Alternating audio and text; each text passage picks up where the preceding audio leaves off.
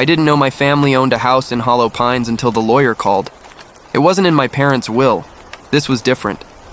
He said it belonged to my great-aunt Margaret, who died months ago in a hospice facility, completely alone. I'd never met her. I didn't even know she existed. The strangest part? The letter she left with the deed was addressed directly to me. I remember sitting at my kitchen table, reading her words under the dull hum of my fridge. Eli, the house will try to keep you. Do not stay past the third night. If you hear your name after midnight, do not answer. At first, I thought it was a bad joke, or maybe dementia talking, but the way my stomach tightened told me otherwise. The house itself sat 2 hours outside the city, deep in a pine forest that never seemed to let in sunlight. When I first pulled up, I saw the peeling white paint, the sagging porch, the windows covered in grime. Yet, it didn't look abandoned. It looked patient. Inside, the air was cold and heavy, smelling faintly of mildew and something sweeter, like rotting flowers. The first thing I noticed was the grandfather clock in the hallway. Its pendulum swung steadily, even though the clock's hands were frozen at 12:03. I wandered from room to room, dust puffing up under my steps. There were photographs on the walls, black and white portraits of people I didn't recognize. But every single one of them had the same strange feature. Their eyes seemed just slightly off, like they weren't looking at the camera, but at me. I was halfway up the creaking staircase when I heard it. Faint, from somewhere deep inside the house. Eli. I froze. It was too soft to be certain, too human to be ignored. I told myself it was the wind. I unpacked my bag in the smallest upstairs bedroom, the one with wallpaper peeling in strips, revealing the faded plaster underneath. The bed was already made, like someone had been waiting for me. That first night, I didn't sleep well. I woke up at 3:17 a.m. to the sound of footsteps in the hallway. Slow, deliberate, pausing just outside my door. I lay there, barely breathing, staring at the thin strip of shadow beneath the doorframe. The footsteps stopped. I swear, something leaned against the door. I could hear the wood groan under the weight. And then, Eli. This time the voice was closer, right outside. I remembered Aunt Margaret's letter. If you hear your name after midnight, do not answer. So I stayed silent. My pulse thudded in my ears, the air thick enough to choke on. Minutes passed, or maybe hours. When morning came, the house looked the same. But the doorknob was warm. I told myself I'd leave the next day, just one more night to explore, maybe take some photos, satisfy my curiosity. That afternoon, I went down into the basement. The smell hit me first, damp concrete and something metallic. The only light came from a naked bulb swinging on a cord, casting jittering shadows across the stone walls. Against the far wall was a chair, and on the chair sat a tape recorder. I pressed play. Through the static, I heard breathing, deep, uneven. Then, faintly, "He's here. He doesn't know yet." The voice wasn't Aunt Margaret's. It wasn't anyone I knew. Before I could hit stop, something upstairs slammed. A door, hard enough to shake dust from the ceiling. I ran up the basement stairs 2 at a time, and when I reached the hallway, every single photograph on the wall was different. Same people, same poses, but now their eyes were all black. That night, I set an alarm for 11:50 p.m., determined to see what happened after midnight. The clock in the hallway still read 12:03, pendulum swinging, hands unmoving. At 12:01, I sat on the edge of my bed, phone in hand, flashlight ready. The house was silent. 12:02. My breath fogged in the air though the heater was on. 12:03. The grandfather clock's chime rattled through the house, low, mournful, wrong, and then footsteps. But this time, they didn't stop at my door. They passed by, slow, dragging, and headed toward the staircase. I don't know why I followed, I just did. Halfway down the stairs, I saw it. A figure standing in the hallway facing the grandfather clock. Its back was to me. It was wearing my clothes, and it was humming. I stood frozen halfway down the staircase, staring at the figure. It was wearing my gray hoodie, my faded jeans, even the scuffed sneakers I had on yesterday. The humming was low, almost like a lullaby, but I didn't recognize the tune. My first thought? This was some kind of sick prank. Someone had broken in, stolen my clothes, and waited until now to mess with me. But then, the figure tilted its head, slow, deliberate, like it knew I was watching. I whispered, "Hey." The humming stopped. It didn't turn around. It just reached up and touched the grandfather clock. The moment its fingers brushed the wood, the clock's pendulum froze mid-swing. The air felt like it dropped 20 degrees. And then, without moving its mouth, without making a sound, I heard the voice inside my head. "You're early." The next thing I remember, I was waking up in my bed, fully dressed. My phone said 7:43 a.m. I didn't remember going back upstairs. I didn't remember lying down, but I did remember the dream. If it was a dream. In it, I was in the same hallway, standing where I'd been before. Only this time, the figure turned around. It wasn't me. Not exactly. The face was wrong, features twisted just slightly, like they'd been copied from memory by someone who'd never actually seen me. The skin was pale, almost gray, and the smile was too wide. When I got up, I noticed something new. The grandfather clock's hands had moved. It now read 12:04. That day, I tried to distract myself, opened windows to let light in, turned on music, made coffee. But every so often, I'd catch something strange. The smell of those rotting flowers again, drifting into whatever room I was in. A faint click from upstairs, like a door slowly opening and closing. The feeling that, when I passed a mirror, something in it moved just a fraction slower than me. By late afternoon, I decided I had to leave that night. I packed my bag, grabbed my car keys, and found the front door wouldn't open. The lock turned, but the door wouldn't budge, as if something heavy was bracing it from the outside. Every window I tried was the same. The sun dipped lower, and as the sky went from orange to purple, the air in the house shifted again. A subtle hum in the walls, like distant machinery starting up. At 11:56 p.m., I was sitting on the edge of the bed again. My heart was pounding, my bag still by the door. 11:58. Somewhere upstairs, I heard a second set of footsteps. Lighter, faster, pacing back and forth. 11:59. The pacing stopped. 12 wards. The humming began again from the hallway. 12:01. The door to my room creaked open, on its own. There was nothing in the doorway, just the dark hallway stretching away. 12:02. Something whispered my name. Not from outside the door, not from the hall, from inside the room. 12:03. The grandfather clock chimed, deep and distorted. My vision wavered, the room seeming to stretch, like the walls were breathing. And in the corner, where there should have been nothing but shadow, two black eyes were staring at me. I didn't breathe. The eyes didn't blink. I reached for the lamp beside me, my fingers trembling. When the light came on, the corner was empty. No, not empty. There were footprints on the carpet, wet, as if someone had stepped in from the rain. Only, it hadn't rained all day. They led toward the door, then stopped halfway across the room, like whoever made them had simply vanished. I grabbed my bag and tried the door again. This time it opened easily, almost like the house had been waiting for me to try. The hallway was colder now, the wallpaper darker somehow, as if it had aged decades overnight. I passed the grandfather clock.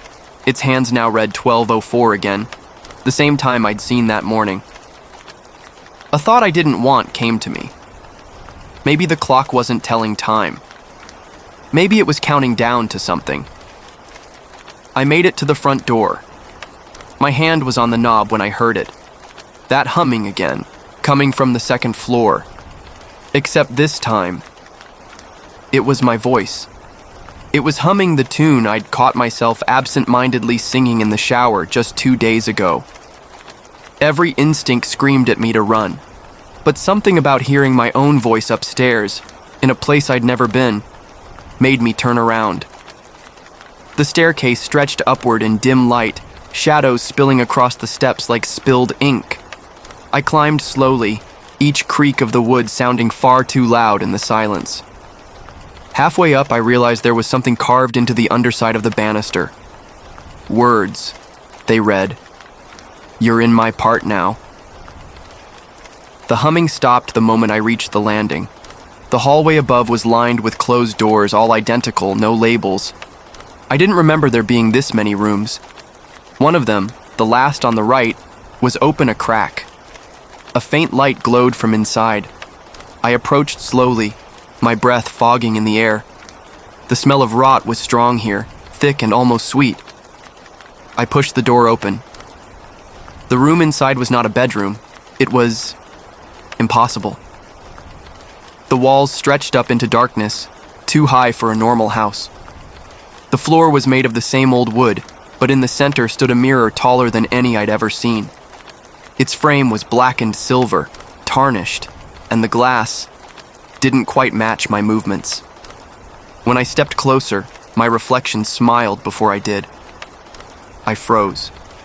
My reflection leaned forward, pressing its hand to the inside of the glass.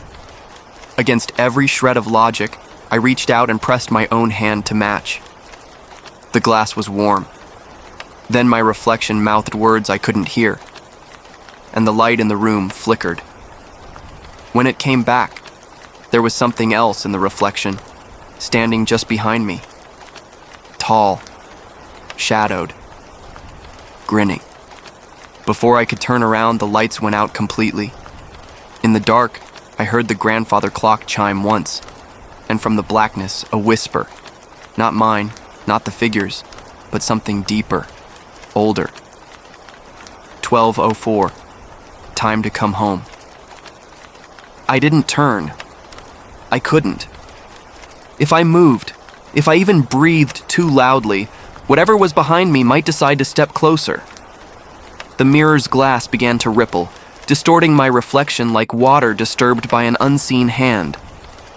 And then, the warmth under my palm started to pull. It wasn't a physical yank, not at first, but a strange heaviness in my chest, a dragging in my stomach, like my own reflection was trying to reel me in. I pulled away and stumbled back, knocking over a small wooden table that hadn't been there seconds ago. A photo frame slid across the floor. I bent to pick it up and froze.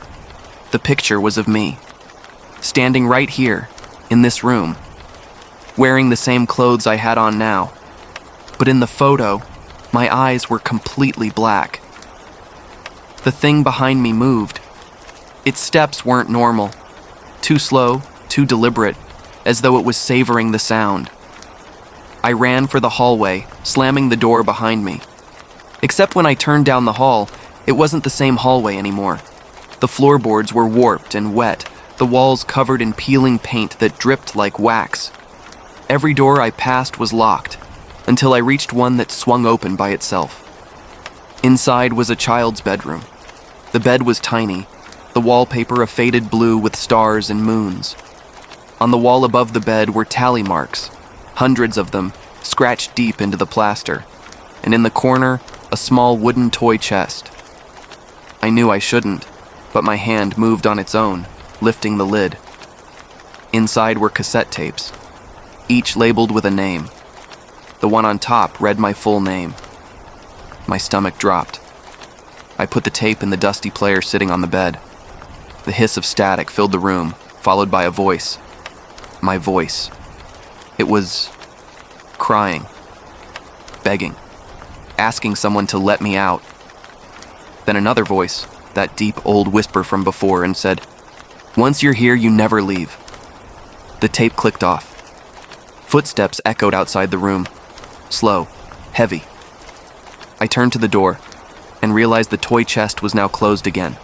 I hadn't touched it. and then the lid began to lift on its own. Something inside started to crawl out. It wasn't a child. It wasn't anything I could name. The thing had limbs too long for its small frame, skin pale and stretched, eyes too bright in the dark. It smiled at me, the exact same smile my reflection had given me before. "You're in my part now," it said in my own voice. And then it lunged. It hit me before I could react. Cold hands, or something like hands, clamped around my face, forcing me to the floor. My head smacked against the warped wood, and for a second, the whole room blurred into smears of shadow and flickering light. When my vision cleared, the thing was gone, but I wasn't in the bedroom anymore. I was standing in the living room again, except this time, everything was reversed, like a mirror image of where I had started. The clock on the wall ticked backwards. The TV was on, but instead of programs, it showed a grainy live feed of me, right now, looking at the TV. I stepped forward. My other self stepped closer too. Only, the me on the screen was smiling. The sound of the clock grew louder, faster. The hands spun wildly in reverse until the glass shattered and the pieces hung in midair, frozen. Somewhere beyond the walls, that deep, impossible whisper began again. "You came here looking for a story." The voice was behind my ears, inside my head. "But stories have to end." I tried to run, but every doorway led me back to the same room. I screamed until my throat ached. And then the TV screen changed. It showed a hallway, this hallway, and at the end of it, a man. Not just any man, it was me, but older, years older, eyes hollow, clothes tattered, skin pale like paper. The older me raised a hand and beckoned. I shouted at the screen, demanding to know what this place was, what it wanted from me. The older me mouthed something. 3 words. I couldn't hear them at first. The whispering was too loud, but then they came through, clear as day. "I am you." The walls began to close in, not figuratively, literally. They bent inward, boards groaning, plaster cracking. I grabbed the nearest door handle and yanked. This time it opened. But instead of another room, there was nothing. Just a dark, endless space stretching forever. The whisper said, "Jump." I backed away, shaking my head. But the floor under me tilted forward, pulling me toward the void. My feet scraped against the boards, trying to find grip until there was nothing left to hold on to. I fell, not down, sideways. And then I landed in my own apartment. Same couch, same TV, same clock. Except the clock read 3:03 a.m., the exact time I had first entered that cursed house. I thought I was safe, until I saw the mirror. It was leaning against my wall right where my bookshelf used to be. And in the mirror, I wasn't standing alone. Behind me, the older version of me smiled and whispered, "Your turn." I spun around so fast I nearly fell over, but no one was behind me. Only the mirror showed him. That older version of me stayed perfectly still, grinning like he'd been waiting for this moment his whole life. His lips moved again, slower this time, like he wanted me to really see the words. "It never ends." My instinct screamed to smash the glass. I grabbed the nearest object, my lamp, and hurled it. The mirror didn't shatter. Instead, the moment the lamp touched it, it vanished into the reflection. And I watched as he, my reflection, bent down, picked it up, and set it on the floor behind him. Like it was his side, not mine. That was real. The air grew colder. The hum of my refrigerator cut out. The streetlight outside my window flickered once, then went dark. And in the silence I realized the whisper was gone. It was replaced by something far worse. A slow, deliberate knock, 3 times. Not on my door. From inside the mirror. I backed into the farthest corner of my apartment, eyes locked on the glass. My reflection didn't follow. He just stood there, watching me, like a predator waiting for its prey to exhaust itself. Then he moved, not in sync with me.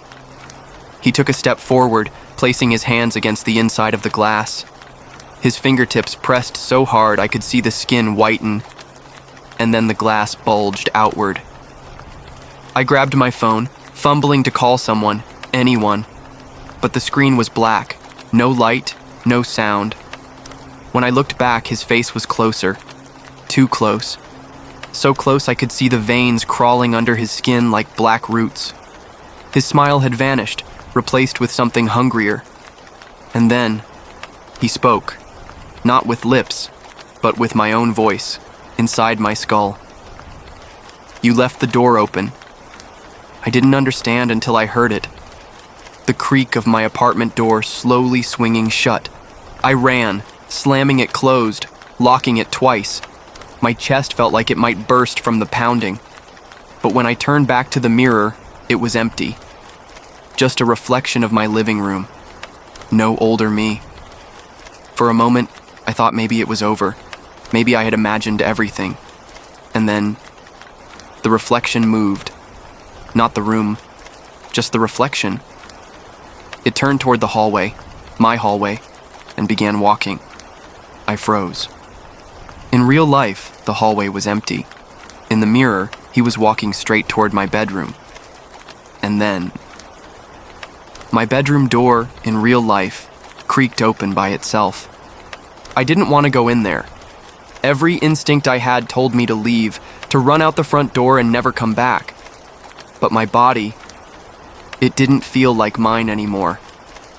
My feet moved toward the bedroom, slow and heavy, like I was walking underwater. The reflection in the mirror was already inside my bedroom. In the dim moonlight, I saw him kneel beside my bed and place something under it. I didn't want to know what it was. But the worst part? As I reached the doorway in real life, my bed was empty. No one kneeling, nothing under it. Still, the smell hit me. It was metallic, like blood, mixed with something rotting, and then the bed shifted, not in the reflection, in my world. Something moved underneath it. I crouched down, my hands trembling so hard I thought my bones might crack from the tension. The space under my bed was pitch black, too dark, darker than it should be. And in that darkness, I saw eyes. They blinked once, and then a hand. My hand shot out, grabbed my wrist, and yanked. I screamed, clawing at the floorboards, but my arm was pulled deeper, the cold wrapping around me like ice water. For a split second, I wasn't in my room anymore. I was in his. The air was heavy, damp, filled with the same blood and rot stench. My reflection stood behind me, smiling wide, his teeth cracked and dark. Behind him, hundreds of other reflections. All of them. Me. Some older, some younger, some twisted in ways that made my stomach churn. They lined the walls, all whispering the same thing in unison. Stay! I yanked my arm back with everything I had. And somehow I fell out from under the bed and onto my floor again. My apartment looked the same, but I knew it wasn't. Because now, my reflection wasn't in the mirror anymore. The glass showed my room, but empty. And I was standing in front of it, alone. Then, I heard my own voice, from the kitchen. It said, "Don't look behind you." I froze. Hearing my own voice echo from the kitchen made my stomach drop into ice, but I turned anyway, and I wish I hadn't. It was me. Same clothes, same face, same small scar above the eyebrow, but his skin looked wrong, like it was stretched too tightly, about to split. And his smile was the kind that promised pain. "I told you not to look," he said. Every word vibrated in the air, as if the walls themselves were repeating them. I backed up until I felt the mirror press against my shoulders. The moment my skin touched the glass, something happened. The room flickered. My apartment melted away, replaced with a narrow, dim corridor made of mirrors. They stretched endlessly in both directions, and in every single reflection. I wasn't alone. Each mirror showed me, but in a different moment of my life. Me laughing with friends, me walking home, me sleeping. The truth hit me like a punch. They'd been watching, every second, everywhere. I stumbled backward, but my reflection didn't follow my movements anymore. Instead, it stepped forward, out of the mirror. And I stepped in. Cold glass swallowed me whole. The corridor locked around me. From inside, I watched as he, my reflection, adjusted his shirt, looked around my apartment, and smiled. Like he'd always lived there. The other reflections in the corridor started laughing. It wasn't loud, it wasn't chaotic, it was soft, mocking, endless. And then I understood the final truth. I had never been the original. I was always one of them. A copy, an echo, a shadow waiting for my turn to replace someone else. Now it was my turn to watch, forever. And soon, it will be yours.